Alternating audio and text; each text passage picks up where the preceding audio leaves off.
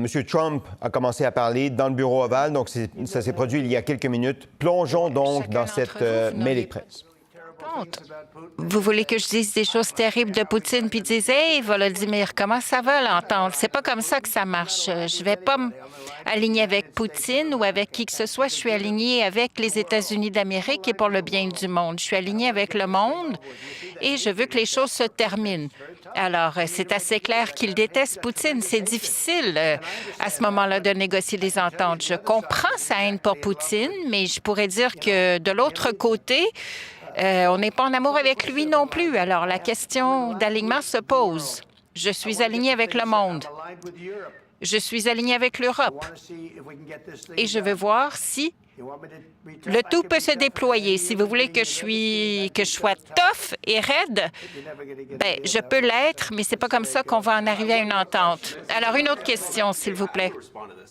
Alors, je voudrais répondre à cela. Pour 4 ans, les États-Unis avaient un président qui se présentait à des conférences de presse et qui était assez raide par rapport à Poutine. Et puis, la Russie a attaqué l'Ukraine par la suite. Et le chemin vers la paix et la prospérité est peut-être le chemin de la diplomatie. Nous avons suivi la voie de Joe Biden et de faire semblant que les mots du président des États-Unis étaient plus importants que ses actions. Ce qui fait que les États-Unis sont ce qu'ils sont, c'est la diplomatie et c'est ce que fait le président Trump. D'accord. Alors, on a occupé de grandes parties de l'Ukraine, on parle de la Crimée, et cela s'est fait en 2014.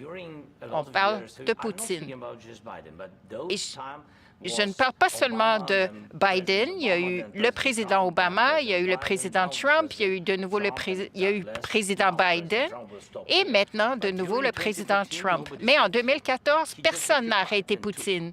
Il l'a tout simplement occupé, il l'a pris, il a tué des gens. C'est 2015, non, 2014. 2015, j'étais pas ici. Oui, mais pendant 2014 jusqu'à 2022, la situation n'a pas changé. Il y a des gens qui sont morts sur ses frontières. Personne n'a arrêté Poutine. On a eu des conversations, on en a eu plusieurs. Et nous avons signé avec lui, moi-même. En 2019, j'ai signé avec lui une entente. Et j'ai signé avec lui et Merkel un cessez-le-feu. Et tous m'ont dit, il a signé. Il a signé. Ils ne s'en prendront pas à vous. Mais après, il a brisé ce cessez-le-feu, il a tué des gens et malgré des ententes, il n'a pas suivi ces ententes. Alors, quelle est cette diplomatie? Que voulez-vous dire? Je parle de la diplomatie qui va terminer la destruction de votre pays. Oui, mais écoutez, avec respect, j'aimerais vous dire que vous êtes devant les médias américains. Alors, vous forcez des gens vers les premières lignes parce qu'il vous manque des forces militaires et vous devriez être en remerciement devant ce président. Et en fait, j'ai regardé ce qui se passe et ce que vous faites, c'est que vous avez de la propagande et seriez-vous en désaccord que vous avez des problèmes par rapport aux forces militaires et pensez-vous que c'est respectueux d'attaquer cette administration qui cherche à prévenir la destruction de votre pays? Alors, commençons par le début. D'abord, pendant la guerre, tous ont des problèmes, même vous. Mais vous avez un océan et vous ne ressentez pas les effets, mais vous pourrez les ressentir à la suite. Et je vous bénis en ce sens. Dites-nous pas ce que nous allons ressentir. On cherche à trouver une solution à nos problèmes. Ce n'est pas ce que je vous le dis. Vous n'êtes pas en position de prédire ou de dicter comment nous allons nous ressentir? Vous allez ressentir de l'influence. On va se sentir fort et bien. Vous n'êtes pas dans une très bonne position en ce moment. Vous êtes en mauvaise posture, monsieur. Vous êtes en mauvaise posture depuis le début de la guerre. C'est moi qui ai le jeu de cartes en ce moment. Alors, on essaie d'avoir une conversation, mais monsieur, je suis le président. Écoutez, vous êtes en train de jouer le jeu de la Troisième Guerre mondiale, monsieur. Et ce que vous faites est irrespectueux envers ce pays. Je vous respecte, monsieur.